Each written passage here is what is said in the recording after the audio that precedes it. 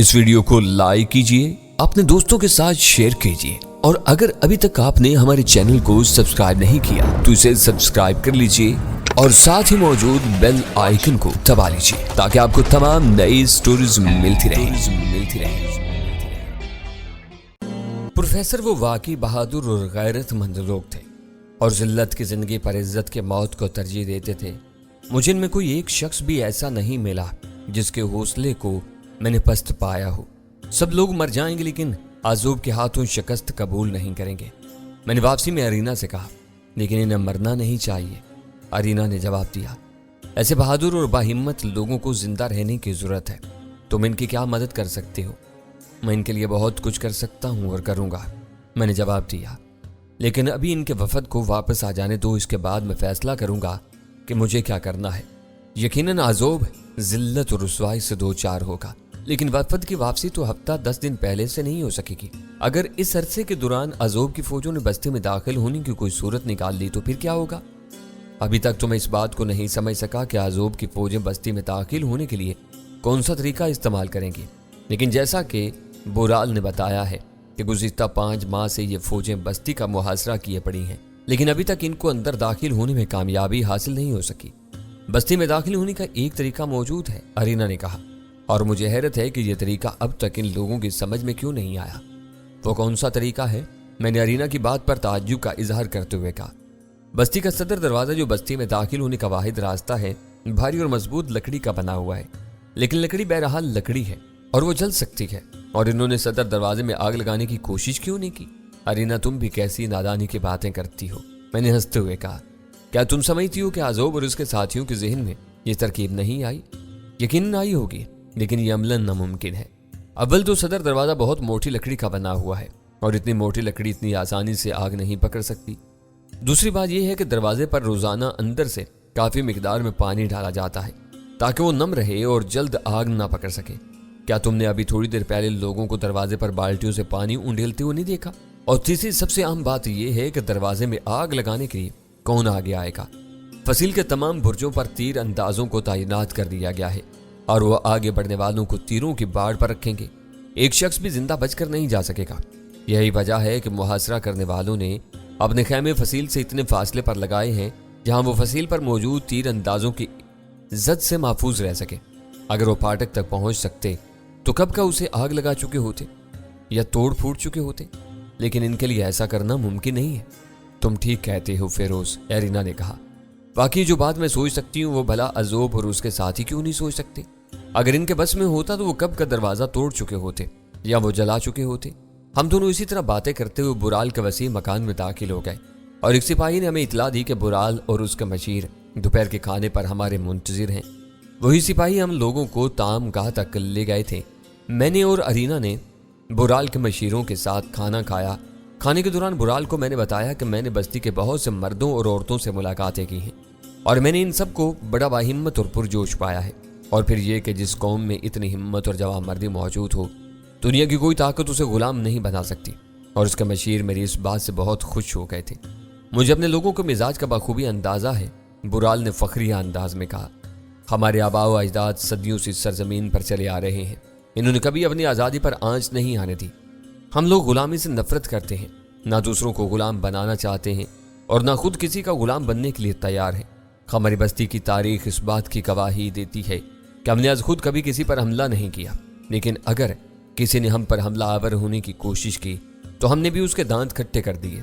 सरदार देर तक अपनी बस्ती की तारीख के बारे में, अपने आबाओ अजदाद के बारे में और अपनी बस्ती के लोगों के बारे में बातचीत करता रहा।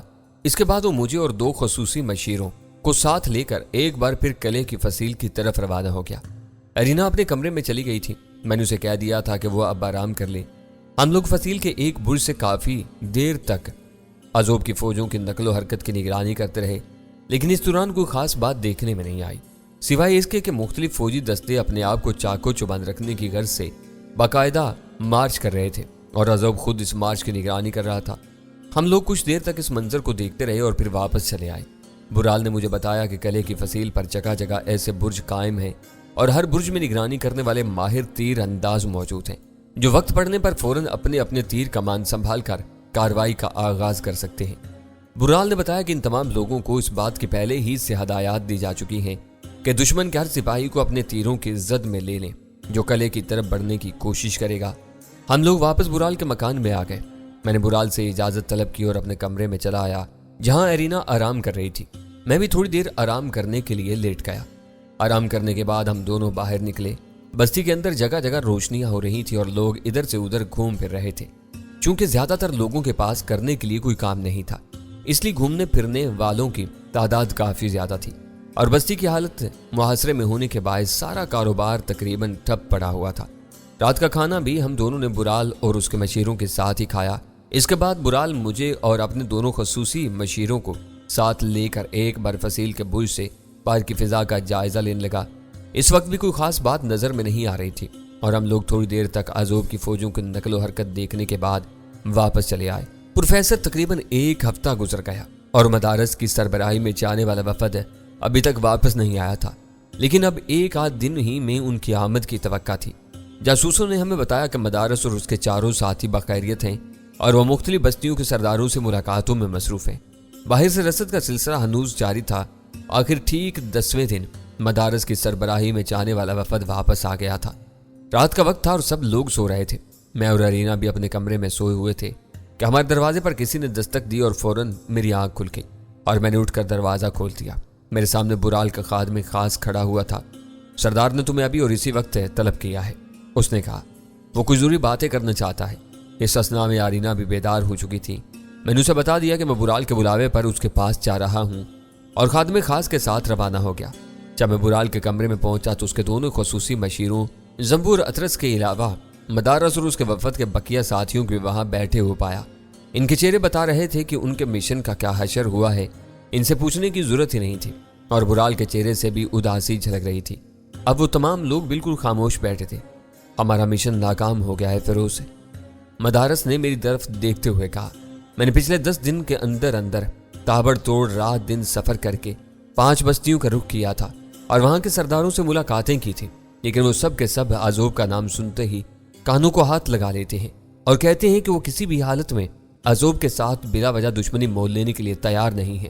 ہم لوگوں نے انہیں بہت سمجھایا اور یہ بات باور کرانے کی کوشش کی کہ اگر آج عذوب ہماری بستی پر حملہ آور ہو کر ہمیں برباد کرنے کے در پہ ہے تو کل یہی حشر ان کا بھی ہوگا، لیکن انہوں نے ہماری بات سننے سے انکار کر دیا اور صاف صاف کہہ دیا کہ وہ عذوب کے خلاف ہماری کوئی بھی مدد کرنے سے قاصر ہیں۔ اور ایک بستی کا سردار تو اس قدر ناراض ہو گیا کہ اس نے ہمیں دھمکی دی کہ اگر ہم فوراً اس کی بستی کی حدود سے نہیں نکل گئے تو ہمیں گرفتار کر لے گا اور عذوب کے حوالے کر دے گا۔ بالآخر ہمیں وہاں سے سر پر پاؤں رکھ کر بھاگنا پڑا۔ مجھے صورتحال کا بہت پہلے سے اندازہ تھا، برال نے اداس لہجے میں کہا۔ مجھے زیادہ افسوس اس بات کا نہیں ہے کہ ان لوگوں نے ہماری مدد کرنے سے انکار کیا ہے، بلکہ اصل افسوس اس امر کا ہے کہ ہماری بات رائے گاں گئی اور ہمیں ذلیل و حقیر ہونا پڑا۔ اس سے کہیں زیادہ بہتر ہوتا کہ ہم ان لوگوں سے مدد کی درخواست ہی نہ کرتے۔ اب تم اس بات پر زیادہ ملول نہ ہو سردار، میں نے اس کی ڈھارس بندھاتے ہوئے کہا۔ زندگی میں ایسے ایسے مواقع بار بار آتے ہیں جب انسان کی اپنی انا کو ٹھیس پہنچتی ہے، لیکن بہرحال اسے برداشت کرنا پڑتا ہے کیونکہ اس کے علاوہ اور کوئی چارہ نہیں ہوتا۔ اور اب اس بات کو بھول جاؤ، آئندہ کی صورتحال کچھ زیادہ خوشگوار نظر نہیں آ رہی ہے، زمبو نے اداس لہجے میں کہا، جو خزانے کا نگران تھا۔ گزشتہ 10 دنوں کے اندر ہم خوراک اور دیگر اشیاء ضرورت کی خریداری پر کافی بڑی رقم خرچ کر چکے ہیں۔ 5 مہینے اور 10 دن سے یہ سلسلہ جاری ہے اور اب خزانہ زیادہ سے زیادہ 2 ہفتے تک مزید اس بار کا متحمل ہو سکتا ہے۔ اس کے بعد ہمارے پاس کچھ باقی نہیں بچے گا۔ گویا اس کے بعد ہمیں بستی والوں سے کہنا پڑے گا کہ وہ اپنے لیے خوراک اور دیگر اشیاء حاصل کرنے کی غرض سے خود اپنی رقم صرف کریں۔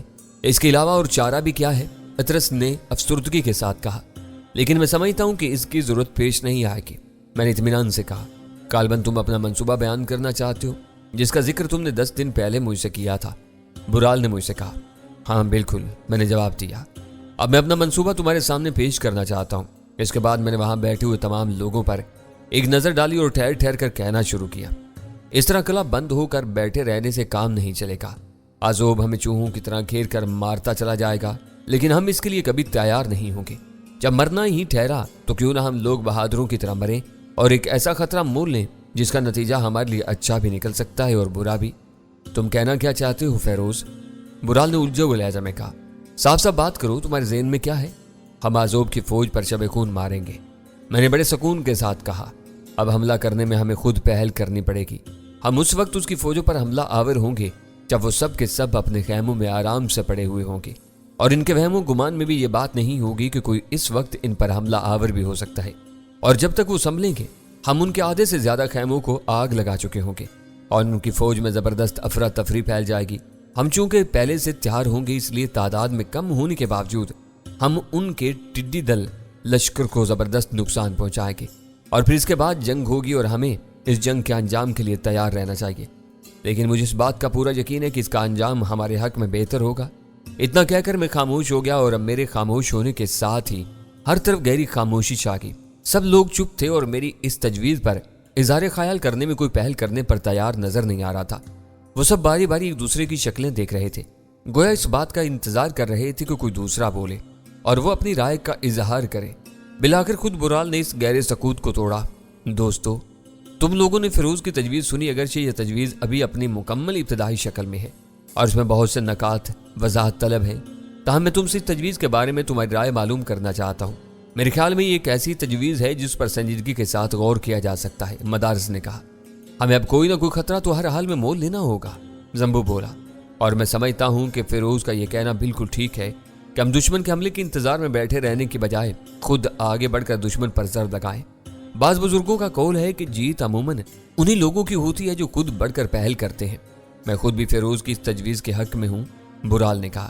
اس کا یہ کہنا بالکل ٹھیک ہے کہ اگر مرنا ہی ٹھہرا تو پھر سسک کر مرنے سے کیا فائدہ، ایک ہی بار دل کھول کر ساری حسرتیں نکال لینی چاہیے۔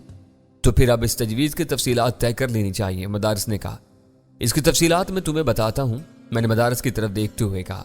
میرے ذہن میں جو منصوبہ موجود ہے وہ ذرا منفرد قسم کا ہے، لیکن اس میں کامیابی کے امکانات بہت زیادہ ہیں، اور اس منصوبے پر عمل درآمد کرنے میں سب سے زیادہ اہم حصہ میں خود ادا کروں گا۔ ٹھیک ہے، مدارس نے بے چینی سے کہا، اب تم جلدی سے منصوبہ بیان کر ڈالو۔ تو دوستو، ہم یوں کریں گے کہ اپنی فوجوں کو ہر طرح سے تیار اور آراستہ کر کے بستی کے پھاٹے کے پیچھے ان کے مناسب صف بندی کر دیں گے۔ ہماری فوجیں حملہ کرنے کے لیے بالکل تیار ہوں گی۔ فوجوں کے ساتھ ہی بستی کے تمام مردوں کو بھی اسلحہ سے لیس ہو کر تیار رہنے کی ہدایت کر دی جائے گی۔ فصیل کے برجوں پر ہمارے تیر انداز اپنی اپنی کمانیں سنبھالے ہوئے تیار کھڑے ہوں گے، اور میں تنہا خفیہ سرنگ کے راستے باہر نکل جاؤں گا۔ ارینا کی حفاظت کی ذمہ داری تم لوگوں پر عائد ہوگی۔ میں باہر نکلنے کے بعد چھپتا چھپاتا عزوب کی خیمہ گاہ میں پہنچ جاؤں گا، پھر کسی نہ کسی طرح کسی سپاہی کو ہلاک کر اس کا لباس خود پہن لوں گا، اور اس طرح مجھے کوئی پہچان نہیں سکے گا، اور میں عزوب کی فوج کا ہی ایک سپاہی نظر آؤں گا۔ پھر میں کسی دوسرے مشل بردار سپاہی سے کسی نہ کسی طرح مشل حاصل کر لوں گا، اور اس کے بعد میرا یہ کام ہوگا کہ میں پیچھے سے خیموں میں مسلسل آگ لگانا شروع کر دوں گا، اور اس بات کا علم آگے والے خیموں میں مقیم لوگوں کو فوری طور پر نہیں ہو سکے گا، اور جب تک انہیں اس کی اطلاع ہوگی اس وقت تک بہت دیر ہو چکی ہوگی۔ مجھے یہ بات اچھی طرح معلوم ہے کہ عزوب کی خیمہ گاہ میں رات کو جاگ کر پہرا دینے والے سپاہیوں کی تعداد خاصی کم ہے، اور جو پہرا دیتے بھی ہیں وہ بھی اتنی زیادہ چوکسی نہیں رکھتے اور عموماً سو جاتے ہیں۔